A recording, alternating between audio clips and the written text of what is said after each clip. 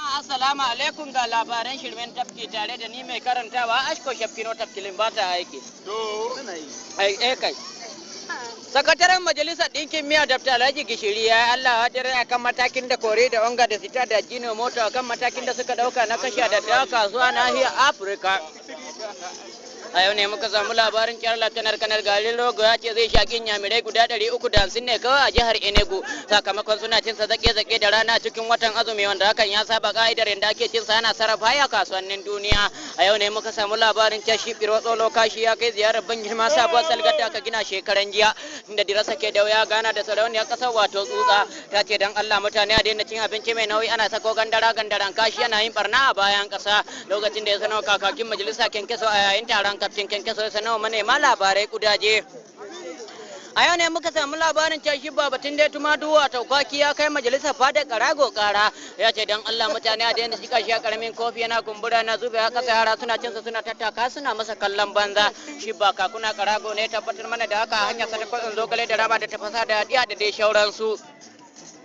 A yau ne muka samu labarin car gaggarumar gobara ta barke karkashin teburin mai shayi inda muka samu labarin car an ce gobara ba ta yi ba amma akalla ba kasar bakwai kiran bakwai da lifton da indomi ne suka riga mu gidan gaskiya inda mai sai alkali indomi ta yanke mai shayin hukuncin daurin shekara 35 a kurkukun bulo bak. A yau ne muka samu labarin car an kama wani biri da mulkin kama karya a gonar wani mai masara inda aka yanke wa birin hukuncin daurin shekara 7 a kurkukun ayaba.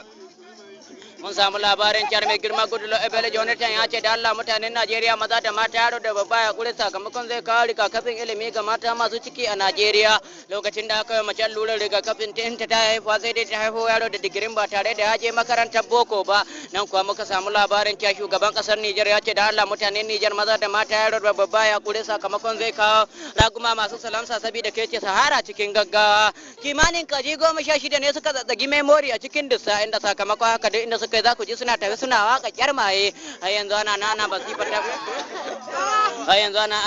masifar tafka haƙi tsakanin askara ko sai da laraba funkaso inda muka samu labarin cewa kalla ba kasar ba ko sai da funkaso 1,013 ne suka rasa rayukansu. Mun samu labarin cewa sallau mai gogiya sallami karuwansu su kimanin 13 ya ce kuma ba zai basu haka ba sai ya sa Audu Fele dan Yaraba ya hau matan da faɗa. A yau ne muka samu labarin cewa har yanzu mata matasa suna nan suna ci gaba da sai da gurasa da miya a shagunan kofar gida matasa na saya suna cici iri daban-daban. Mun samu labarin cewa an daura Nura Sanabe aure da wata yarinya shahararriya jar Islamiyya din aka gano yarinyar mai ruwa ce a ido na mutunci kuma tana da babban kofa a babban birnin jihar Mina. An kuma gano yarinyar tana da zurfi na tunani an kuma gano cewa Nura Sanabe shi kaɗai ne zai iya daddace ta da magana.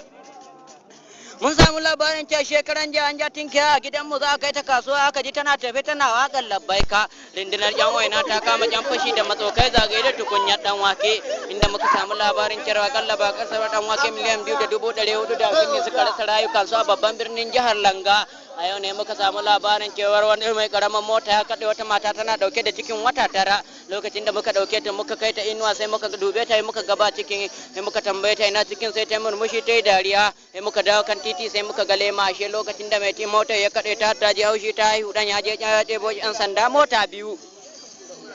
A yau ne muka samu labarin cewa wani katon ragumi ya kamu da cutar genda inda aka rasa wanda zai mai magani sai da aka je gurin boka kidiferu ya ce ya zama wajibi sai an je gurin buban gidansa wato boka kuddaru ya ce sai an nemi dan autan kifi da bahagon kunkuru domin magance wannan cuta inda ba da dadewa ba aka mika